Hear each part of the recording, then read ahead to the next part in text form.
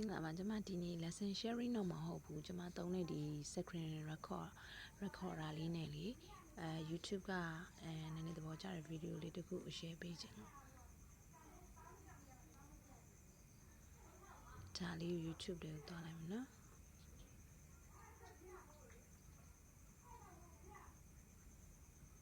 There's an abandoned grave in here. မြင်လေးပြီးသွားအောင်လို့လေဒီမှာသူဒီ flow လေးကိုမြန်လိုက်မယ်ပေါ့နော် flow လေးမြန်လိုက်မယ်ဆိုတော့ပြောချင်တာလေးရှိတယ်နော် Girl, first, forest.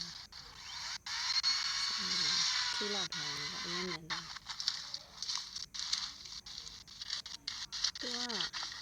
ဒီကောင်မလေးရဲ့ channel ကိုပါပြီးခဲ့တဲ့တစ်နှစ်လောက်ကအဲ့ cleaner လေးတယောက်ကသဘောကျလို့ပြတာပေါ့နော်ဒါလေးကြည့်ဆိုတော့အဲ့ကြည့်လိုက်တော့ဒီတိုင်းမဲ့ activity သဘောမျိုးနဲ့ကြည့်လိုက်တာဆိုတော့ကိုရီးမြန်မာဆိုလို့ရှိရင်အမှအထူးသဖြင့်မြန်မာနိုင်ငံမှာနေတဲ့သူတွေနေနေကြတော့ဒီလိုကဒီတင်တုတ်တန်နေမှာပေါ့လုပ်တယ်ဆိုတာကကိုရီးနိုင်ငံမှာကြားတော့လေသူ့ဘာရစားလို့ပါလို့ပဲ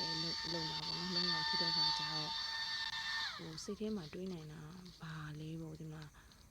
ပို့အလုပ်တွေပေါ့အဲ့လိုတွေးမှာပေါ့နော်ဒါကိုပဲခံယူချင်တဲ့ဆိုင်ပေါ့ဒါနဲ့တွေးမိရကြတော့ကိုရီးနေကြတော့ကိုအနေနဲ့သူပြင်တွေးလိုက်တာကြတော့ဘာပဲဖြစ်ဖြစ်ဒါသူများမလုပ်ချင်ဘူးဒီမလုပ်ချင်တဲ့လူတွေကသူကိုလည်းထူးတလေခိုင်းထားတာမျိုးပေါ့နော်ဒါဒီလိုနားလည်လောက်ပြောမယ်ဆိုလို့အခါချင်းနေမှာလည်းသူရဲ့တာဝန်ကြီးစိတ်လေးနဲ့သူကဒီနိုင်ငံလေးလုပ်တယ်ဆိုတော့ဘာပဲဖြစ်ဖြစ်ဒါဂုဏ်ယူဖို့လည်းကောင်းတယ်လေးစားဖို့လည်းကောင်းတယ်အဲ့လိုတွေးနေပါပြီးလို့ရှိရင်ဒီလိုမျိုးသူကဒီ video တင်မို့တော့ကတော့သူမှာသူ့ရဲ့ team နဲ့ပိုင်းနဲ့ပါမှာပေါ့ဒါပေမဲ့ဘယ်လိုပဲဖြစ်ဖြစ်လေး main လေးတောင်နေဒီလိုမျိုးနေရကိုသူ့ရဲ့ဒီအစီအစဉ်တွေမှာထည့်ရဆိုတာကလေလေးစားဖို့လည်းကောင်းတယ်လို့ကွာပြောမယ်ဆိုရင်ပုံမှန်တော့ဒါ activity ကိုပဲပြကြတယ်ဒါပေမဲ့ activity တက်ဆိုင်ရင်သူက professional ဆိုင်တယ်လို့လည်းပြောလို့ရတယ်ခုနလိုပေါ့တစုံတစ်ယောက်ကသူ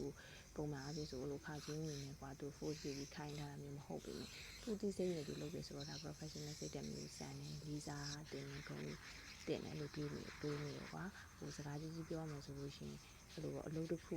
ခုနလိုပေါ့ကိုလုံးနိုင်တဲ့ဟာကိုစိတ်နဲ့ပမာနဲ့အဲ့လို professional ကြလုပ်မယ်ပေါ့YouTube ပြီးလောက်ရတာမျိုးအဲ့ဒါမျိုးသဘောကျတယ်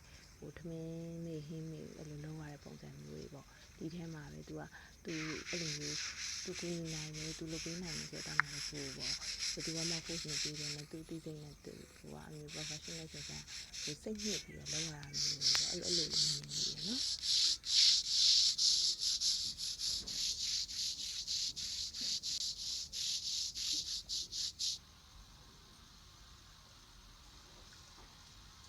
โอเคအဲ့ဒါဆိုရလာပြီနော်